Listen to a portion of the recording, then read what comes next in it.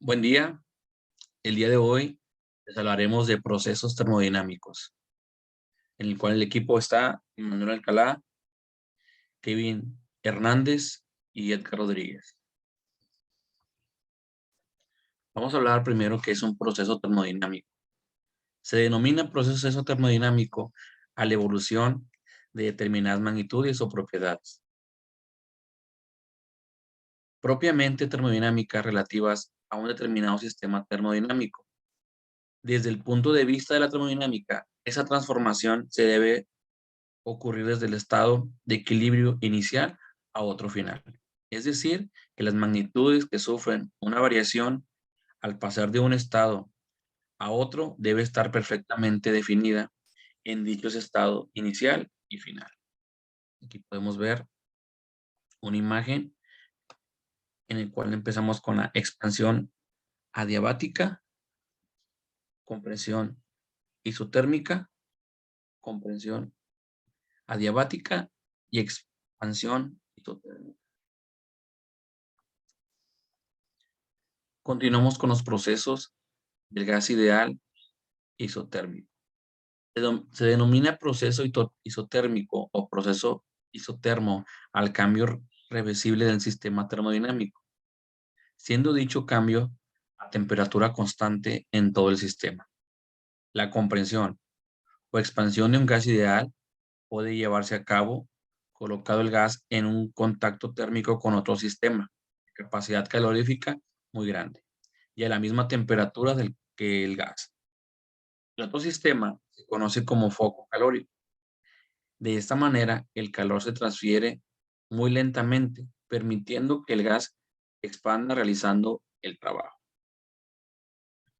Los procesos isotérmicos en un gas, como la energía isotérmica, como la energía interna de un gas ideal, solo depende de la temperatura y esta temperatura constante en la expansión isoterma.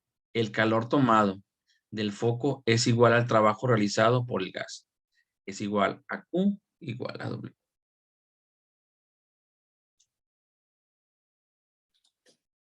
Continuamos con los procesos isobáricos.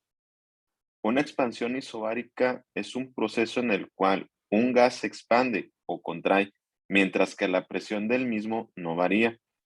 Es decir, si en un estado 1 del proceso la presión es P1 y en el estado 2 del mismo proceso la presión es P2, entonces P1 va a ser igual a P2. Esto es la primera ley de la termodinámica. Para este caso queda expresada como sigue, donde Q es igual al calor transferido, U es la energía interna, P es presión y V es volumen.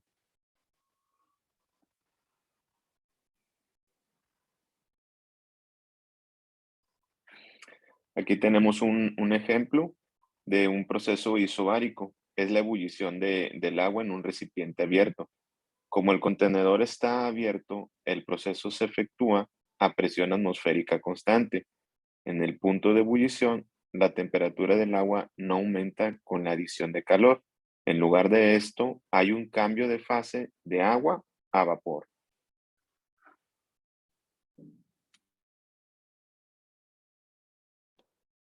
Continuamos con el diagrama de Clapeyron. Los diagramas P y V representan gráficamente el proceder de una sustancia en sus diferentes estados ante la variación de sus coordenadas termodinámicas. Dentro de los procesos que son de especial interés en estos diagramas, se debe resaltar que la representación de los procesos que suceden a temperatura constante mediante las curvas llamadas isotermas. Ahí se puede ver el diagrama de Clapeyron.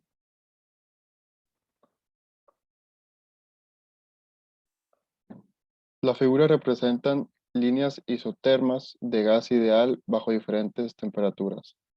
Ahí se vislumbra la curva hipérbole, descendente al aumentar el volumen y disminuir la presión.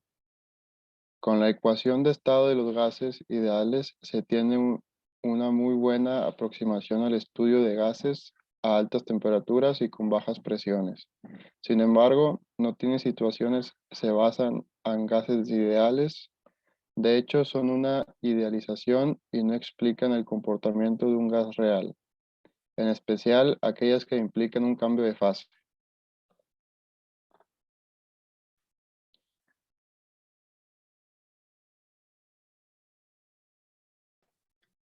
Vamos a continuar con un pequeño video en el cual vamos a explicar procesos termodinámicos.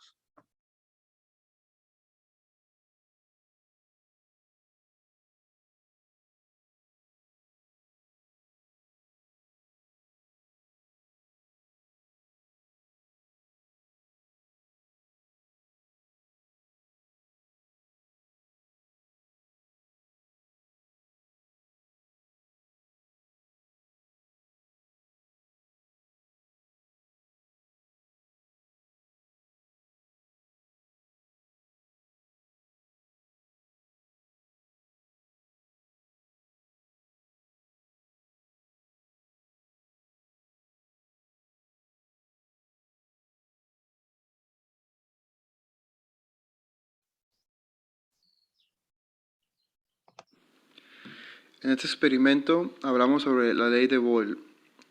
Utilizaremos un globo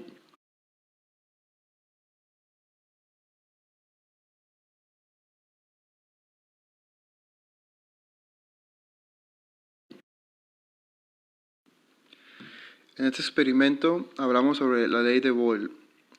Utilizaremos un globo, una botella superior de plástico y un recipiente con agua.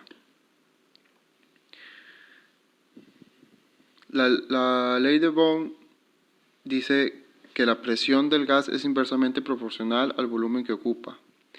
Si el volumen aumenta, la presión disminuye. Si el volumen disminuye, la presión aumenta.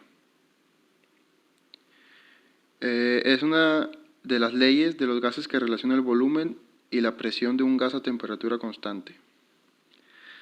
Procedemos a hacer el experimento, que es sumergir la botella en el recipiente con agua. Y se puede ver que se infló el globo a causa de la presión. Al meter la botella en el agua, disminuye el volumen disponible para el aire, entonces aumenta la presión interna y el globo se infla.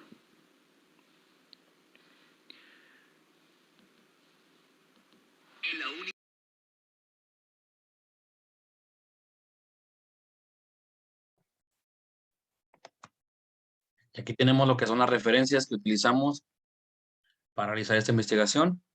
Y por nuestra parte sería todo. Muchas gracias.